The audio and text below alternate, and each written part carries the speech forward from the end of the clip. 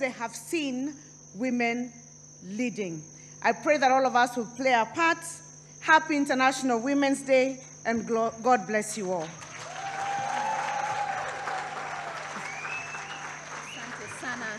Tumpigie makofi jamani. Thank you so much COG. Ladies, are we inspired? Tumpigie makofi situchoke jamani akienda kuketi chini. Thank you so much mwenyekiti wa baraza la magavana Bi Anne Waiguru. Now, we have another special guest with us. Though she's not with us physically, but she has sent a video. Tunazungumzia mama wa taifa Bi Rachel Ruto. Mpigeni makofi jamani. Our first lady was meant to be here with us, but because of unavoidable circumstances, she could not make it. But yes, she spared some good time and made a video for us, so she had a word for us. So before we play the video, we are also getting ready for the third panel discussion that will be spearheaded by Janet Mbugua, a Kenyan media personality. So Janet, with your team, kindly get ready as we watch the video from our mother. Unajua nimeangalia hivi nikajiona nikashindwa ada, kumbe ni mimi. From our mother Rachel Ruto. Tumpigeni makofi jamani, mama wa taifa Rachel Ruto kwa kutenga muda jamani kuzungumza nasi. Mama.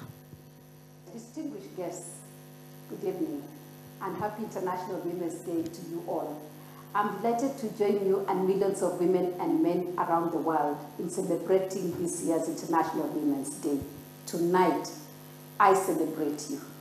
Receive warm greetings from our President, Dr. William Ruto. He too wishes all of you a happy International Women's Day. I would have loved to be with you at the gala dinner, but unfortunately, I was not able to attend due to unforeseen circumstances. As you discuss pertinent matters on women, I'm glad to know that there is a good representation from private and public sector. I believe you are all having a wonderful time, sharing and getting to know each other. This event not only provides you with new networks that should enrich your lives from a personal or business perspective, it will also provide learning opportunities for all present. I thank the Nation Media Group for organizing this important event and bringing all of you to celebrate the progress we have made as women as we chart the way forward together. Today, and through this month of March, we celebrate women's achievements and their contributions to society. It is also a day to reflect on the challenges faced, lessons learned, and opportunities that exist as we continue our quest for gender equity and empowerment for all. I believe every woman gathered here has a personal story of empowerment and transformation, and the impact it has on their families and the community at large. These stories are what inspire us to not just share them, but to also take action. Imagine the impact of each one of us reaching one other woman. Many in the room have shattered the glass ceiling. Among you are those who are racing to the top of their industries and careers. Some are leaders of micro, small, and medium enterprises. Others are leaders of government, private sector, the arts, the digital space, other areas of innovation, including artificial intelligence, to name but a few. All of you are giving hope to millions of women, especially young girls and ladies in our nation who need strong role models. This year's International Women's theme, Invest in Women, Accelerate Progress, resonates deeply with me as I reflect on my 25-year journey of working with women at the grassroots in Kenya and impacting over 240,000 households. Distinguished guests, may this year's celebration be a call to action for all of us to recognize the crucial role we play in our society so as to take a positive step to invest in our daughters, sisters, spouses, friends, and colleagues. Investing in women is not just about financial support. It's about providing education, opportunities, and resources. It's about respect, valuing our voices, and the need to be heard and understood, as well as supporting and acknowledging our contributions. When we invest in women, we invest in our families, our communities, and our nation. We accelerate progress towards a more equitable, prosperous, and sustainable future. May you all continue to shine, inspire, and make a difference. Happy International Women's Day. God bless you. Tupige makofi jamani. Maneno ya busara hapo kutoka kwa mama yetu jamani. Tupigeni makofi.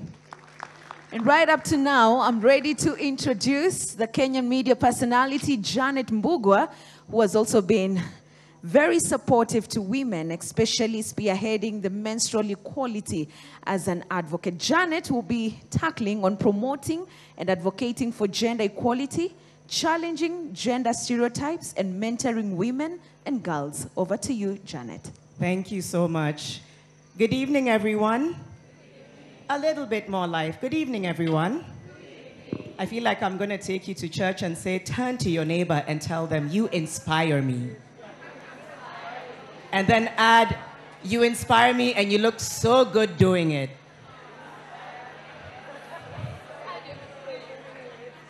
Because we really have to give ourselves our flowers, don't we? You look absolutely stunning. It's an honor to be here. Your Excellency, pleasure to see you again.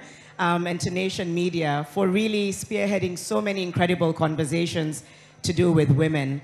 And happy International Women's Day. I'm really excited about my power panel because that's exactly what it is. And I think I'd like to just ask everyone to briefly introduce themselves, just your name and title, before we go into a conversation about breaking gender stereotypes and a lot of the work that these incredible women are doing in their organizations to play a transformative role in just increasing the agency of women. So first of all, women, thank you. You look incredible as well. We can start here and just go around, name and title, and maybe anything else you'd like to add. I think it should be on. Yeah. Good evening, ladies and gentlemen. My name is Blandina Bobson. I'm the Director of Programs for Oxfam in Kenya. Basically, my role revolves around designing and managing programs on natural resources, governance and accountability, and gender justice and women's rights. But at a personal level, I would say I'm a women's rights and gender justice champion, just because of personal experiences I've been through as a woman. And it's a pleasure to be here with you this evening. Happy Women's Day. Thank you, Blandina. Good evening, everyone. My name is Monica Malith, a final year law student at the University of Nairobi, a Duffy Scholar under Windle International Kenya. Yes, I'm also, I came up with a program called Gender Inclusive Community, whereby I talk to girls of my personal experiences and how they can maneuver being in the university and the stereotypes around women, especially coming from a country like South Sudan. Thank you. Good evening, ladies and gentlemen. My name is Jerry Jomo. I am a woman. My titles are mother, wife, sister, what's the other, friend. But my day-to-day job is I am the CEO and Principal Officer at Jubilee Health Insurance, the leading health insurance in Kenya and in the region. Pleasure to be here. Good evening, ladies and gentlemen. I'm Dr. Margaret Jenga, CEO of Population Services Kenya. I'm a mother, a wife, and really excited to be here this evening. Population Services Kenya is mostly known for trust condoms and FemiPlan, but today I'm here to tell you we do so much more than that. Thank you. Good evening, everybody. My name's Maureen Sika. I'm the head of marketing at MultiChoice Kenya. We are Kenya's most loved storyteller. Super excited to be here because a number of our projects and films and shows are enjoyed by hopefully a lot of you within the room, and excited to see where the conversations go today. And I think as you have the mic, Maureen, and we'll just start with you. You talked about being Africa's most loved storyteller. And, you know, we do love seeing ourselves more and more represented in the media, in the stories that you tell in MultiChoice. How do you believe strong female leads in African film and TVs contribute to changing societal perceptions of women? Because growing up, you know, a lot of us didn't really always see ourselves. It only started being gradually over time. Now, it's hard to look at a series, especially on MultiChoice, and not see yourself. So how do you think that's important? I think it's extremely important because a lot of the shows and films that are being done, especially now because, you know, they keep with the times, they're contemporary stories. You have a lot of diverse storytelling being done. Like, for example, we have a show that's around a blended family. This is not something we've seen before being told within the country. You also have telenovelas and the like, and you have really interesting, diverse, different stories. And I think what we have noticed is the more we tell different stories on film and on TV, the better the appetite is actually forming locally of people consuming the content. I think one of the things that I'm most proud about working at MultiChoice is we see the interest of local content and we see the consumption of local content. And that's really something amazing, and it's something that we can all be proud of, because whatever we are producing from the country is actually being viewed and being loved by Kenyans at large. And it's really making a difference in terms of people seeing themselves and wanting to actually see more, and then also aspiring to actually get more from these stories. Yes, it's very encouraging. Yeah, it's really great. How excited are we to be seeing ourselves more and more in these series? I think she deserves a round of applause for just everything she's doing and everything you're all doing to just make sure representation exists. Dr. Jenga, you talked about, I like how you introduced what you do. Topics around, you know, family planning and access to reproductive health and rights are often met with some form of controversy or taboo. And we could talk about that. Maybe it's a conversation for another day. But why is it critical to ensure access to reproductive health and rights? And what exactly is it that you do to drive this message through your organization?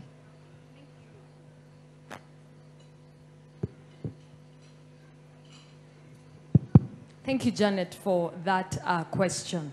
I'll talk about teenage pregnancies and why that is very, very crucial for that to be addressed. Right now, as we speak as a country, teenage pregnancy is a crisis. But we may not realize that because we may not be exposed to what is happening, especially in the rural areas. 15%, that's the national prevalence of teenage pregnancy in this country. And what that means is that if you look at a school or a grade with 100 students, 15 of them are pregnant. Fast forward that, if it's 1,000, it's 150. The numbers are worrying. They're very, very worrying if you are to look at that kind of data. And if you look at counties like West Pokot, 50%.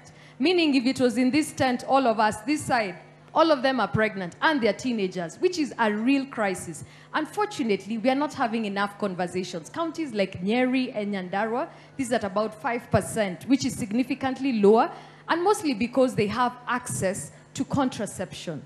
They have comprehensive sexual education. Teenage pregnancy is a crisis, and why it is a big problem is because teenagers, they are too young to be mothers. And once a teen gets pregnant, most of the time this spells that this is the end of education. Most of them drop out of school. It's the beginning of motherhood in childhood, and also it is the beginning of a lot of uncertainties, both for the mother and the child. And this ends up propagating the cycle of poverty. If as a country we are going to be developed, we have to address issues to do with teenage pregnancies, because it is a critical development issue. When women are educated, they stay longer in school, they are able to be fully economically empowered, they make more resources for their own households, and they make better decisions. And in PS Kenya, that is some of the work that we do, and particularly in rural and marginalized counties.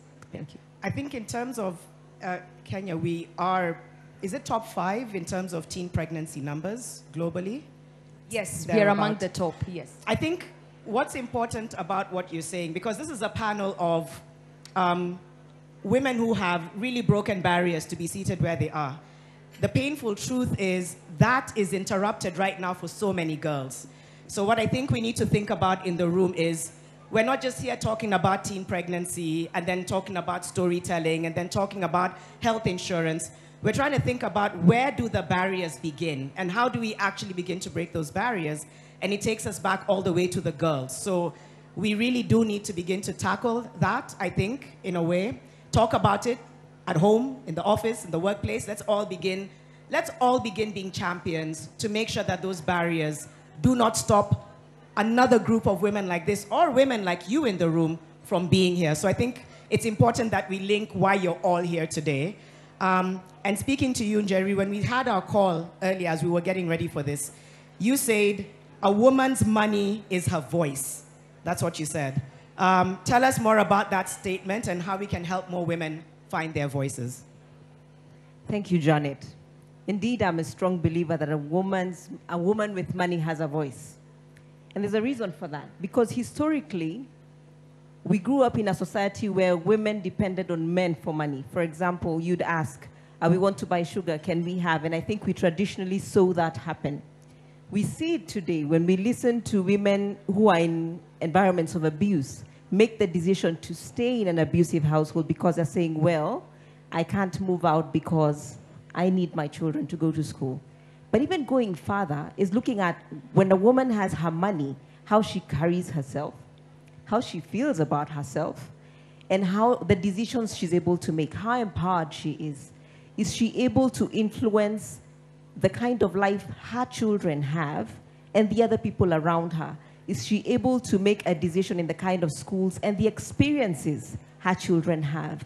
And how does that impact not just her children, but the generations to come? So there's a real need for women to look at the aspect that my money becomes my voice in terms of the conversation of, do we like this school? Would we prefer this extracurricular activity? And if I'd prefer that it was something different, then I'm saying perhaps the conversation is not, are you paying for it? I can afford it. The conversation we are having is this the right decision for our child? Is this the right decision for us to make at this point? And therefore, money becomes a tool to enable the kind of experience our children have and the kind of exposure they have, and therefore the kind of people and the kind of people they turn out to be. Okay, and coming back to you later, we'll talk about the health insurance, because you talked about how that still hasn't really been accessed as much or misunderstood by a lot of women. Monica, coming to you, I don't know whether you left out that you're the University of Nairobi Students Association President. I think you left that out in your introduction, and the first international student to hold that position. So I think for that, we can clap for her again. University of Nairobi Students Association President. That's quite a title to carry. We've spoken earlier, and you're very passionate about sharing your experience and what brought you to be this person who really wants to fight for voices for girls and women. And so tell us a little bit about your experience briefly and how you've been able to use that to channel the change that you're already implementing on campus. Thank you so much, and I would like to appreciate Kenya as a country for who they have made me to be today. Because when I left South Sudan in 2009, I was coming to Kenya as a refugee. That meant I was looking for a place to survive, but I found a place to thrive. So it's a big shout to Kenya. A big shout out to Kenya for that, and I actually feel at home, and that will not pass without me saying it. Another people that I would want to appreciate is the Windle International for the good work, and for me sitting here today is because of their ticket. And a special shout out to the only university in Kenya, the University of Nairobi. Okay, it's always said University of Nairobi and others. Yeah, so I'm happy to be here today as the student president, making it as the first international student, like she have said. And I'm making that shout out because it's actually the world class that it is. Because University of Nairobi is a world class university that treasures scholarly excellence. And as the first international student to be the president, it brings it out. And then to talk of my personal experiences, like just I said I came here to Kenya as a refugee, and the experiences I had came so severe when I was vying to be the president. The first thing was, you're a refugee. The second thing was, you're coming from the smallest country, South Sudan. Number 3 was, you're a female. And what I told the opponents or my people who are vying with me is that it's not like I woke up today to realize I'm a woman. I've always been a woman. See, at the same time, I didn't wake up today to realize I came from South Sudan. And at the same time, being a refugee, I knew when I was leaving my country and coming here, I knew I was a refugee. I became a refugee and I hold that status. So what is new about it?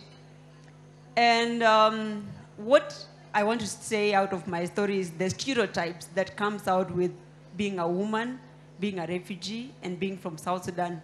So there was much more weight that was coming with it. But then the university gave us a fair ground to play. And just to say, I won with a landslide, and I was jokingly telling my opponents, if you guys had decided even to merge in the last minute, I'll still beat you by 11 votes. So out of that experience, I came to realize, because of the stereotypes that we have, that women can only get the bare minimum. And from fighting stereotypes all the way to making it as being the president, there's always the double standard. You see, she's a woman. She should not do this. Things that were appreciated when a male leader does them. But because I'm a female, they were not appreciated. She's arrogant, very aggressive, and all of that. And what comes out with that is when you are stereotyped, they are like, you're made to believe that as a woman, you have no place to thrive. And you start thinking of, or am I the one going wrong? Should I reduce on my pace? Should I stop dreaming and all of that? But then I realized it's your voice. For me, what thing I like about myself is having to stand out. You don't have to tell me who I am. You don't have to tell me what I'm capable of. It's when I wake up every day in the morning, I tell myself, yeah, I was brought to this world to make the change. Whichever the magnitude that it goes, I'm going to make that change. Okay, Monica. Yeah, thank you. Thank you. We'll come back and talk a little bit about how you've been able to use your platform to progress the rights. But it's very important what you've said about your voice. Your voice matters. And I think if we can look in the mirror every day and tell ourselves your voice matters, that could carry so much change around us. Blandina, you know, we've heard about the importance of stories. We've heard about the importance of access to contraceptives or access to information around our bodies and rights. We talked about access to money. We've also talked about access to agency. And you can kind of tie this up by talking about financial inclusion, a term that's been thrown around, but really, you know, sometimes a lot of these terms are trended. It almost becomes this topical conversation that people don't realize how much weight it actually has. Can you tell us something in the work that you've done, a story or a moment that stood out for you that made you realize how much progress has been made as a result of financial inclusion with women? So financial inclusion is basically availability, accessibility, and affordability of financial services. And that's what, when we throw around this term, ideally that is what it's supposed to mean. And so in Oxfam, basically one of the key objectives for our Gender Justice and Women's Rights program is around ensuring that women gain power over their lives to participate in public lives. And the biggest barrier for women participation in public life or leadership or, you know, decision-making spaces is access to resources. We don't have the resources, we don't have the networks that the men have. And if you don't have that, you don't have a voice in the table.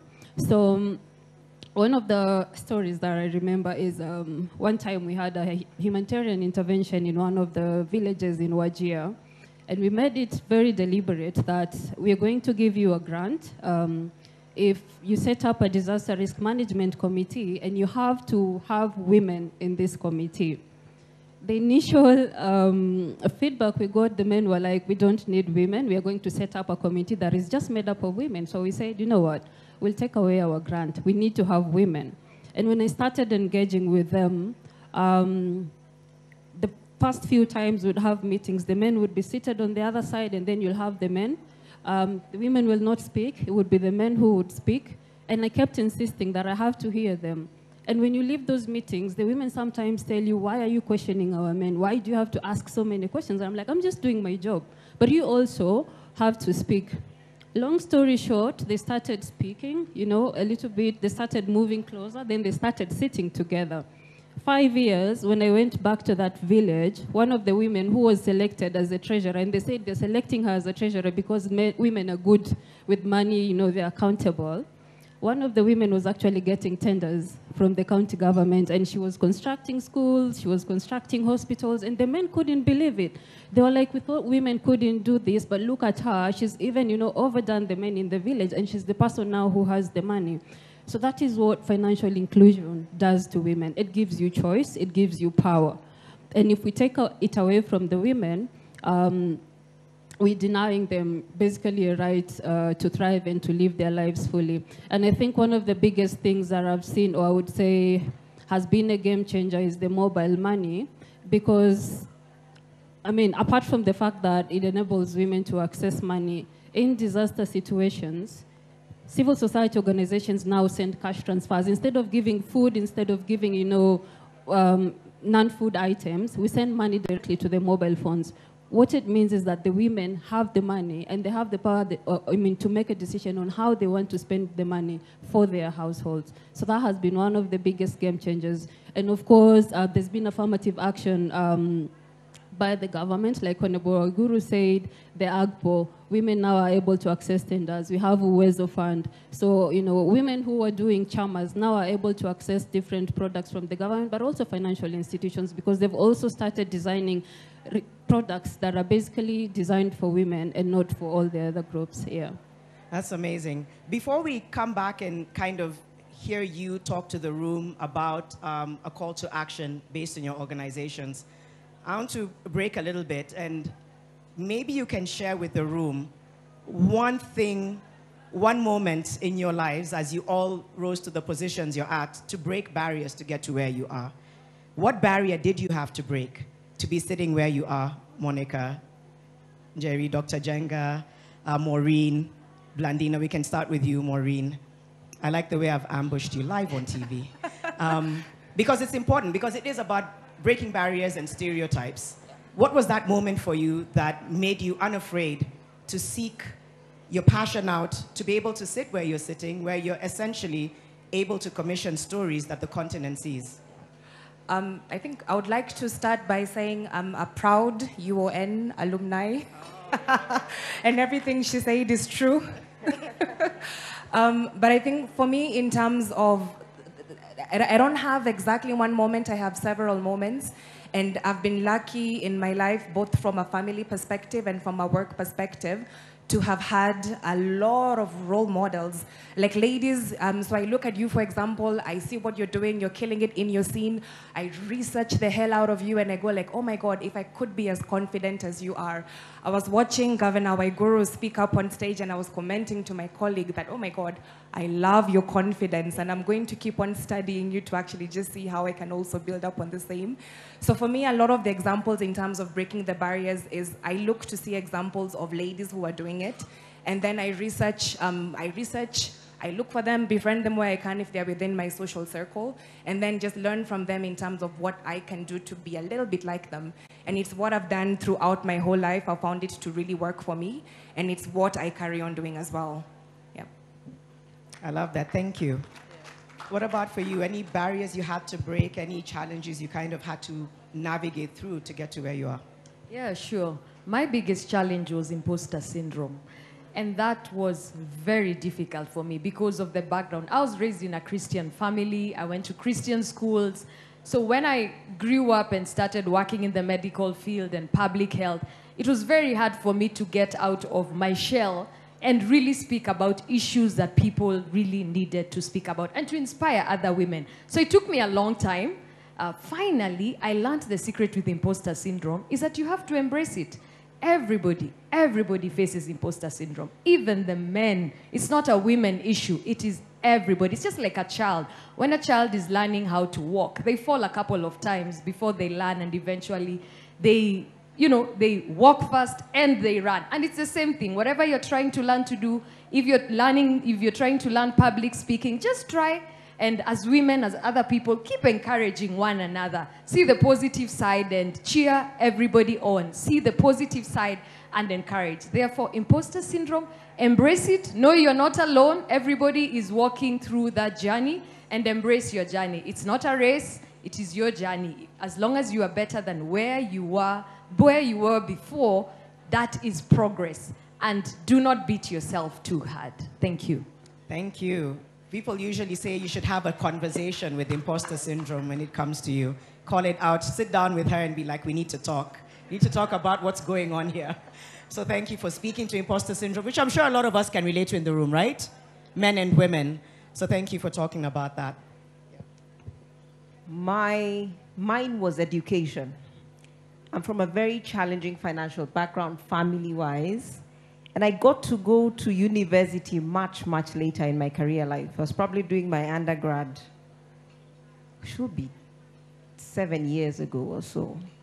And I've been working for 2 decades. So I will struggle with believing that I knew enough and that I was good enough, because everyone had all this, you know, people who are telling us the only university. So that was such a privilege, you know, and I think when I was growing up, everyone was leaving the country. I'm not sure what that was about and whether it still happens, but everyone just seemed to just get the best degrees and sort of have the best papers. I did not. And I began to realize, you know what, I was getting the job done. And the question was, then why was I feeling a certain way? Was it that I did not feel that I was enough without those things? Later on in life, I did. In fact, I did all of them and extra just to compensate. But I think at the end of the day, it's realizing that there's a lot around what you learn in school, but there's a lot that you learn from those around you and from the experiences that as you get the job done. So it doesn't matter whether from the onset you can't get that degree done and that certificate done. And perhaps it's also a good conversation for us as organizations as we discuss being more inclusive on the requirements for jobs. Because if the requirement is everyone must have an undergrad, a CFA, a CPA, okay. Then what are we saying? That from the onset, we have already closed the door for so many who could already be able to do it. Thank you for sharing that. Maureen and Monica, this corner you've taken of UON, it's, it's starting its own different conversation. Monica, I think you've already touched on it a little bit. You've talked about how you already know you're a refugee, you already know you're a woman, but then there must have been something that made you realize, despite all that, I still can be. Where did that come from? Where did you get the ability to say, it doesn't matter who they say I am, I know who I am? Did it come from you? Did it come from someone? What was the moment that you realized I can still do this? I think that came up when I was in Standard 1. I came from South Sudan. I only knew my mother tongue, but then I was 12, so I had to start from class 1. I didn't go to the nursery part of it. So I became second last in the first exam, but towards the end of the year, I was position 1. So that made me realize that there is nothing hard in life. It's just commitment and an extra mile. You go an extra mile to get what you want. And there's been many barriers in my life since then, but that was the first time I realized that I could make it in any level. The second time was when I lost my dad in Form 4. I was about to sit for my exams. I felt like when I lose my dad, there has no reason for me to work hard. But then I realized it's death. There is no any day that I will accept when my dad passes. It will always be painful. So I had to say, let me move on. Number 2 is when the biggest one of my life is when I decided to vie as the president of the University of Nairobi. And it has given me the fact that you can get away with anything if you put your mind, your energy, and everything to it. Because there is no male or female. No one has ever tried it. But then I just woke up one day in the morning, just everything, you give it a try. Just attempt. I attempted, and it has like, even if today I want to be anything, I'll always be, it's myself, not anyone else. Thank you. Thank you. Go for it and see where it takes you. And I think to yours as well, fail forward. It's about failing forward. It's not about saying that I'm a failure. It's failing forward, because we're always going to have moments of failure in life, but the notion is we can fail forward. For you, Blandina, was there a moment, a season where you were able to break through? Because I think we hold ourselves back. and everyone here has talked about what stopped them from holding themselves back to be where they are. Did you have a moment like that? I think like her, it's a series of moments. So I come from a very marginalized county. I come from Tana River County. And like, I mean, also challenging background. And I think the one thing that happens when you come from such a place is that access to opportunities and resources is limited. I'm literally a beneficiary of aid, school feeding programs, World Food Program, and all that. That's how I survived. But my dad was a primary school teacher. And the one thing I think he believed in was education. So he used to literally have tuition for me and my elder brother every evening. And that's how we managed to get outside of that county and you know, got exposure and experienced a different life.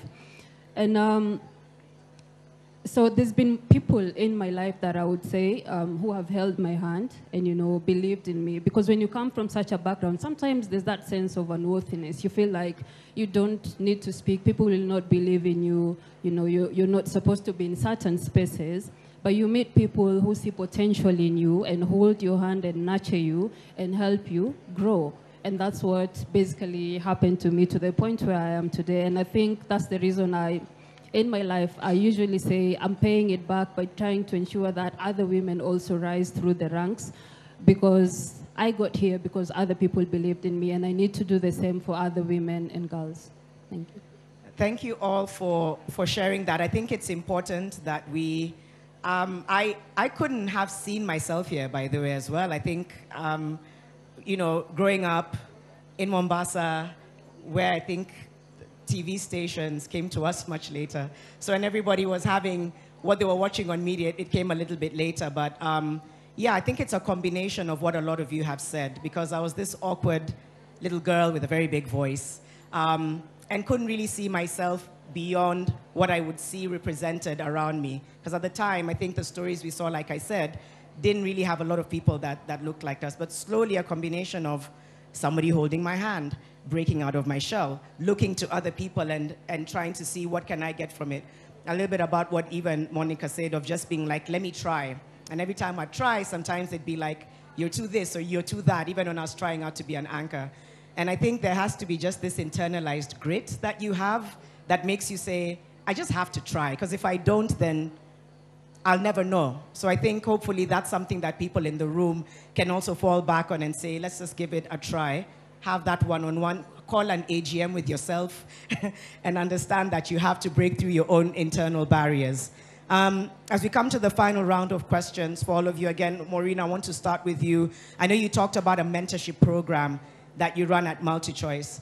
Why was it important for MultiChoice to start a mentorship program? Was it about raising a new generation of filmmakers, more women filmmakers? What do you hope to achieve with it? Yeah, I think both of the above, a new generation of filmmakers and also women in film. So it's the MultiChoice Talent Factory. So I really like it because we actually just introduced the new cohort of students 2-3 weeks ago. It's this fresh talent, they're young, they're hungry, and they're coming into film and content creation at a time where the world has radically changed. So what was taught 10 years ago is probably, okay, it's applicable, yes, because you still have to do storytelling, etc. But then now you have AI that's come in a big way, and it's something that they have to learn. You have streaming. So streaming just means whatever content you produce locally can now be seen around the world. So the content you're creating has to be of a caliber that can, you know, be benchmarked with other content from other countries. So it's a really amazing program in that the students actually get 1 year of being mentored, being coached, being trained by the best within the industry. And then they get to create projects that are critiqued, that are, you know, guided, coached, mentored, etc. over that duration. And then when they're done with the 1 year, they get absorbed into different projects, or they actually pursue whatever career goals that they had. So I really like it because you see the dreams that these students have, and you see the work that they do, and you see the work that they begin putting out, and it gives you a lot of faith and hope that, you know, we'll actually carry on creating and building more. So like I had said earlier, local content is being consumed by a lot of us, and we encourage you to carry on watching it, watching everything that we produce for ourselves, because it's what's giving us the ammunition to keep on going. And these students, these children, the next generation. This is the future for sure.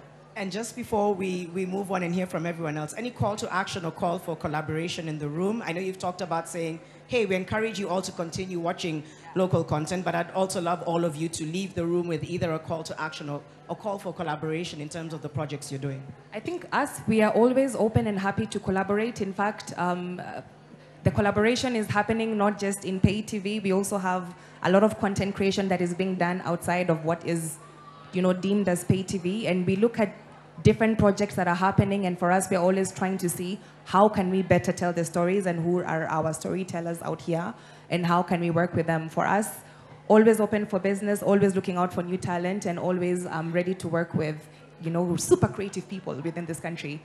Yeah. Thank you so much.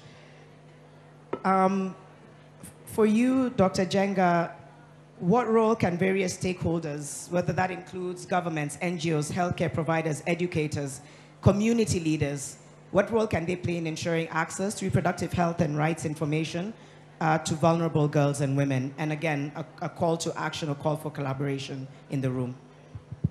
Fantastic. Thank you, Janet.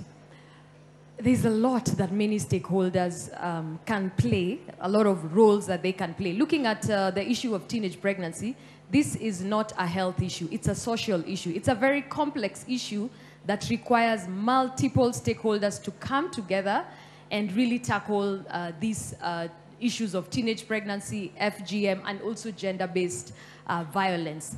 If you're looking at, especially in this country, like access to contraception and the amount of resources that is put by our local government in creating awareness, increasing access to products and services, it's very low. We are heavily dependent on development partners. And these development partners include like the UK government, really represented here by Miss Eduarda, Children Investments Fund Foundation, US government, and the Denmark government. And these governments have come to support this country in reducing issues to do with teenage pregnancy, increasing access to comprehensive sexual education. However, there's now a big call, and we are seeing a reduction in donor funding with a call towards self-reliance, where countries are expected to cater for their own issues. And this is mostly because Kenya is now rated as a lower middle income country.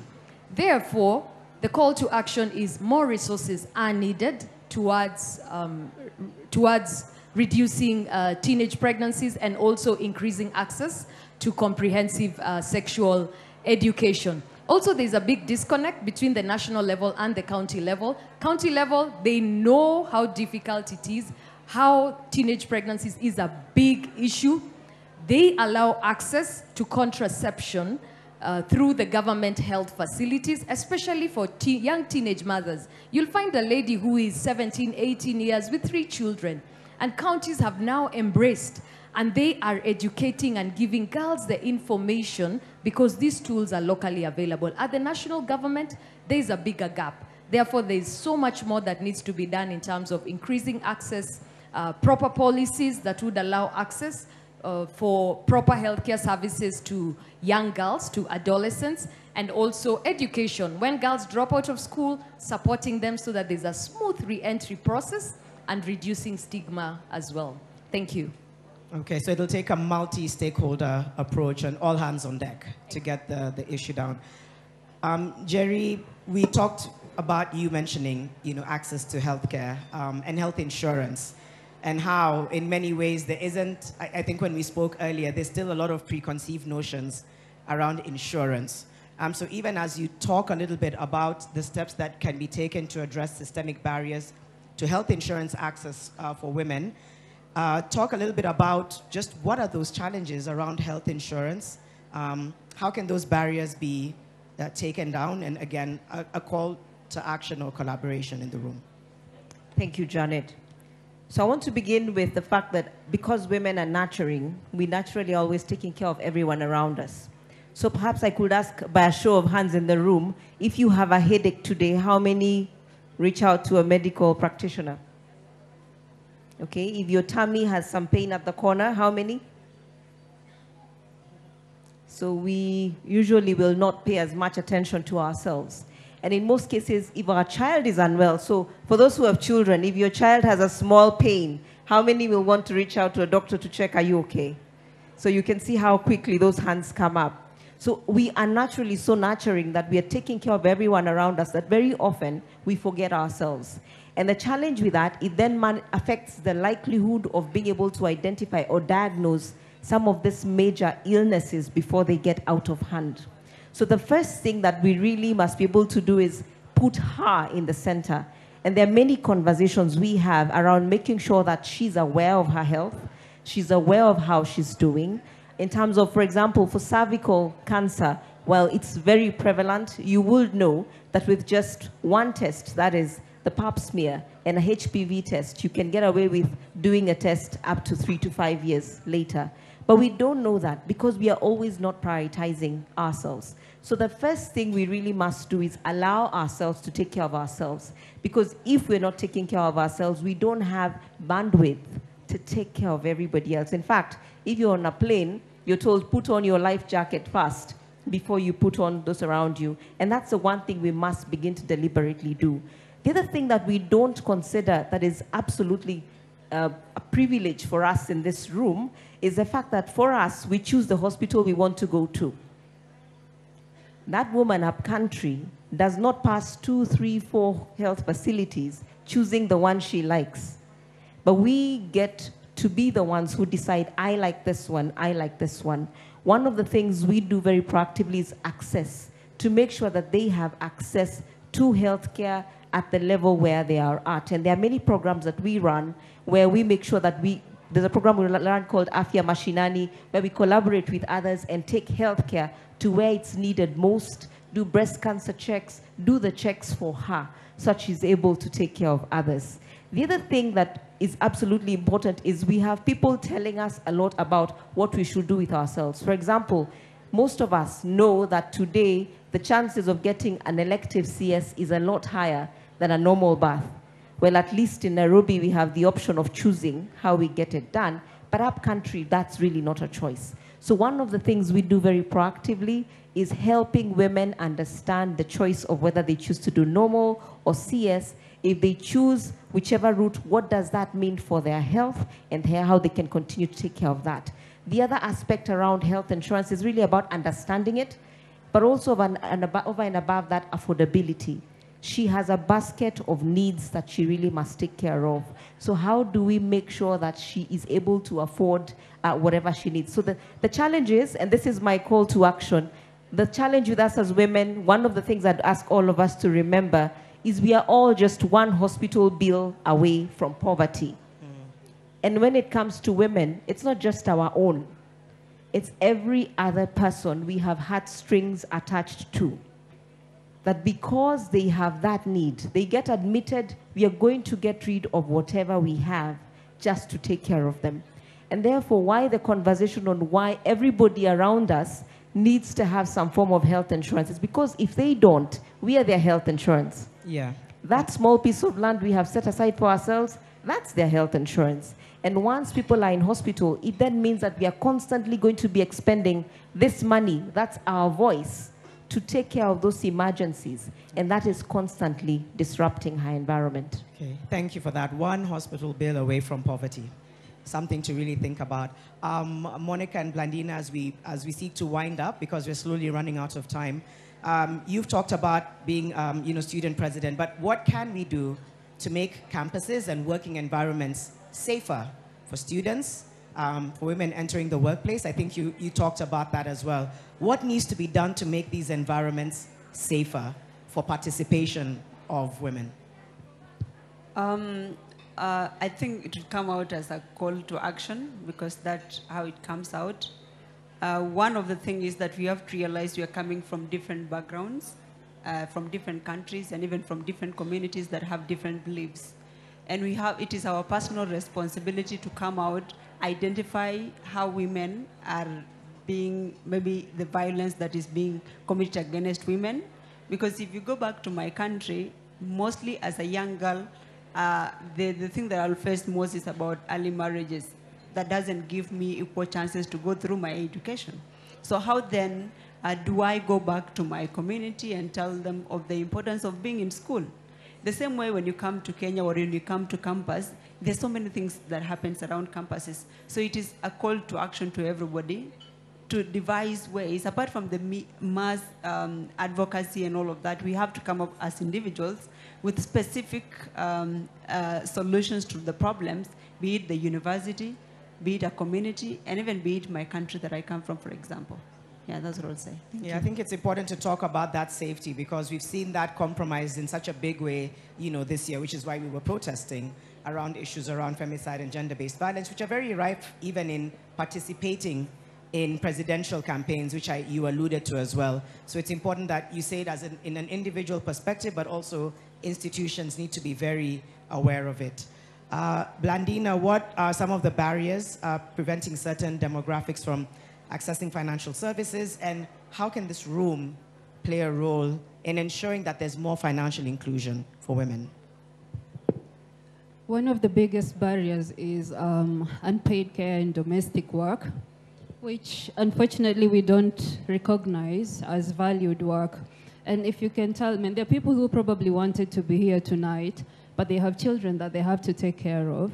There are people who have probably left early because they have, family members to take care of. And there are some who are seated here, and I can tell you for sure they're probably texting home and checking on their children.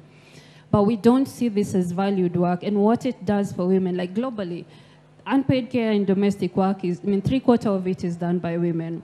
Recently, for the first time, Kenya, the government did a time use survey, and women spend 7 times more time than men in undertaking unpaid care and domestic work.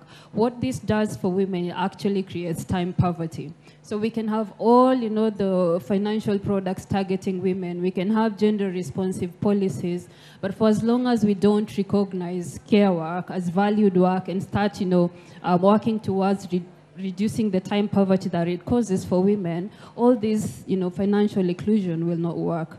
So this is probably also a call to action that in our different spaces, it could be the private sector, it could be, government institutions and civil society organizations. We have to have, care-friendly policies or, practices that allow women to be able to balance between their gender roles and the work, because the women who now have to make a choice between family and profession, you have to quit work.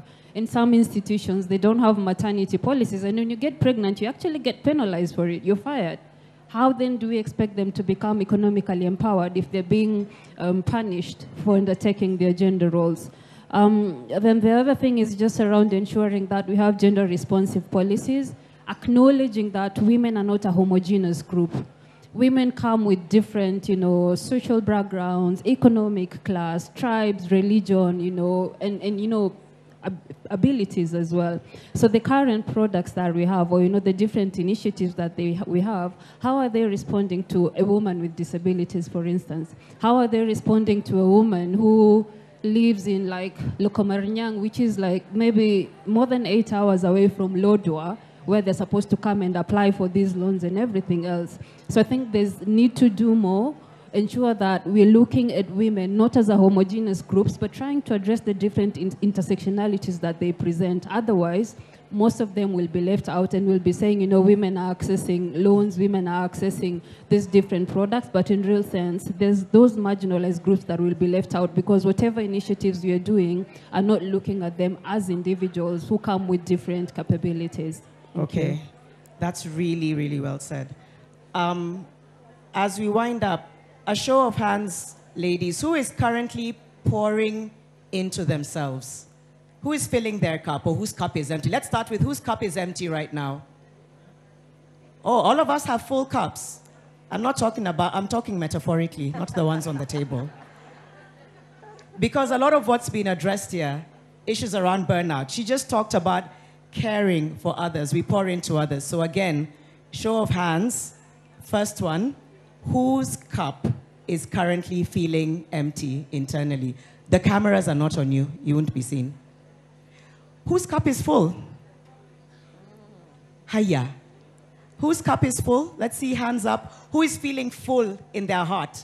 Who is feeling energized to take on? That's what we mean by pouring into ourselves. So whose cup is currently full? Okay, Honorable Anne Waiguru, thank you. She's like, she's doing this. Why are we not doing this? Number one, number two. Sorry? Cups are full. Yeah. Cup full? Quarter? Half? Wow, okay, so most of us are half full. Here's the thing about the change we want to see. We cannot pour from an empty cup. All the work we're doing, all these conversations we're having, you have to learn to pour into yourselves. Find out what that looks like. Find out what that means. Some tools were given really beautifully by the panelists. Find those individual tools.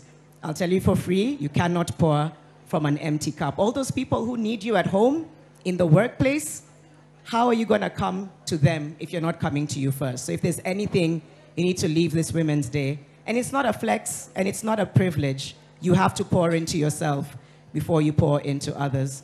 So thank you so much for being here today. By being here, by the way, for all of you who kept your hands down, by being here, you've poured into yourselves.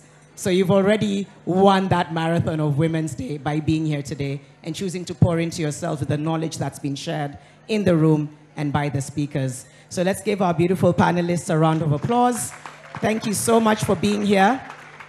Janet, it's been an honor moderating this session. Thank you so much, Maureen, Dr. Jenga, Jerry, Monica, Blandina, for all you do. And now we hand this back over to Frida, who's looking like a whole queen with her crown. Thank you so much, everyone, and please enjoy the rest of your evening. Thank you. Wow, asante sana. A round of applause for Janet Mbugua for the amazing job she's done with the amazing panel. And yes, ladies, we have a gift for you, a gift hamper from Uncover. Wamesema lazima mpigwe sunscreen jamani, hakuna mambo ya kupigwa na jua. Jua ikikupiga pia unaipiga na sunscreen from Uncover. Thank you so much for taking care of our panel. Ladies, are we happy? Are we learning 1 or 2, 3 things? Are we ready for the night? Jamani, mgeukie mwenzako mwambie usiku bado. Hakuja kucha jamani, kutakucha hapa hapa, sivyo? We are ready to dance. We are ready to enjoy the night, sivyo? All right, thank you so much, Janet. Let me release you. And yes, I will come to your table and bring the gift to you. So right up to now, allow me to invite the only lady who I've ever seen wearing 2 watches. Sijua ni za nini jamani. Anavaa saa 2. Sasa sijui kama moja inafanya kazi, nyingine haifanyi. But give it up for the Chief Operating Officer, Monica Ndungu, NMG, for the vote of thanks. So one is data collection. This one here. This is data collection. This is gift from husband. You must wear to show that you appreciate. But hasn't it been a fantastic evening? 3 years ago, after we had spent a lot of time convincing our boss, Mr. Gitagama, to support us for an event on International Women's Day, we all are surprised at what it has become. But even more, our hearts have been full every single time we have met together as women and celebrated, decked our gowns, and just sat at the feet of people who have greatly filled into us, as Janet has said. And so, on this day, as we come to the end, and on this very remarkable International Women's Day, I stand before you on behalf of Nation Media Group, our group CEO, and all those that have made this event possible, to thank you very, very much. And if I was to go through the list of everybody that has supported us, there is 41 companies, 41 companies that came together today to put their efforts to ensure that we celebrated women. And so I will not go through the 41, but what I will ask you is to turn, I'll do this like the normal Sunday service. Turn to your neighbor. And on behalf of Nation Media Group, you're not turning, you know I can see all of you. You're not turning. Turn to your neighbor, and on behalf of Nation Media Group, please say a big thank you to them. Please say it again. Now I want you to say it in your language. in your authentic African language. Now you sound like you're all speaking in tongues. But that is the beauty. That is the beauty of all of us gathered here, all so different. And what we want to do today is to celebrate you, you who are phenomenal women of this continent. We honor your achievements, regardless of how big or small they are. And we honor your strength and unwavering spirit. This afternoon, as Janet has said, we have had inspiring stories, powerful calls to action, and a renewed commitment to achieving gender equality. As Maya Angelou would say, each of us, in our own way, are a gift to the world. I repeat that. Each of us, in our own way, are a gift to the world. We have something valuable to give. The women of Kenya and the women of this room are a living testament. So let me, on behalf of Nation Media Group, express our sincere gratitude to the team that put this together. I won't ask them to come to the front, but if you are part of the team that put this together, thank you very much. We also, let's give a round of applause to them for the team that put this together. We had 620 confirmed guests. I think our chief commercial officer told me yesterday we got 170 people confirmed yesterday that they were coming today. We literally had to increase this tent this morning to accommodate all those women. And for that, we are grateful. And our commitment as Nation Media Group is to continue giving women a voice. Nation Media Group does not take lightly that you came here. And we hope that those voices that you have heard today from the speakers who shared their wisdom and experiences, but most of those voices that you will continue to hear will inspire you every day. So let us carry the energy and the message of this day forward. Let us continue to invest in women, amplify their voices, and break down the barriers that hold them back. Together we can create a future where every woman and girl has the opportunity to thrive. And we want to sincerely thank Governor Waiguru for taking her time, for staying with us until 10:38. We have, data collection, watch, we have both of them. And thank you most sincerely for being a big role model to women of this country. And to all of you, the night is still young. Frida has gifts to give, and we are still going to continue having a good time. And thank you very, very much. Enjoy the rest of your viewing, and let's see you again in 2025. Asanteni sana. A round of applause for Monica, the Chief Operating Officer, NMG. Tumechoka jamani. Haya, wacha tufanye exercise kidogo tu. Band mko tayari? Ladies, are we ready to dance? It's gonna be a long night because I have so many gifts to give you, but before the band ianze, just look at your table. We have the table tags. Can you all see the table tags? Where the table numbers are written. You can see a QR code, right? Ladies, are we together? And gentlemen in the house? Okay. So do me a favor, take your phones out. Tunashinda pesa leo. Take your phones out. Yes, I can see everybody's taking their phones out, okay? Take your phones out. Scan that QR code. Tuko sawa? Tumescan. I need your feedback.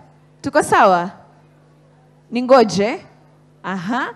Band endeleeni tu kutengeneza mziki kwa sababu we are about to gift dancers here in the house. Once you scan, kindly give us feedback. That is the first assignment. Give us feedback. Let us know how the event was. Tuambie, tumechemsha wapi, tumengara wapi. We'll really, really appreciate your feedback. So are we ready for the gifts in the house? So the band, kindly give us some good music. I am looking for 3 good dancers. If you know and believe yourself that you can dance, kuja hapa mbele. Bandu, tunawasubiri. Tuwekee moja ya mziki. Halo, halo jamani. Kina mama mpo? Kina mama mpo jamani? Wapwani mpo? Wajua wapwani hatushindi. Naona kina mama pale. Kama unajiamini unaweza cheza. Njoo hapa mbele, kuna zawadi yako. I am looking for women who can dance. Where are you? Halo, halo. Aya, ndio huyo anakuja jamani, mpigieni makofi. Wamesema pia wanataka kumuona COG Anne Waiguru. Karibu sana mheshimiwa, wanasema wanataka kuona ukidensi. Haya, twende. Nasubiri kina mama ambao wanaweza cheza jamani. Wapi makofi ya COG anapokuja mbele? Haya, mwanamke mwingine wa tatu jamani. I'm waiting for the third lady. Nani? Twende kazi. Wapi makofi ya? Haya. Tuanzeni sasa. Kila mtu na style yake, alafu mtachagua nyinyi. Wapi nduru yake jamani? Halo. Wanaweza wawezi? Haya, tuanze na huyu. Twende. Jamani, msiwe na wivu. Wapi nduru? Namuona pia Bi Pamela.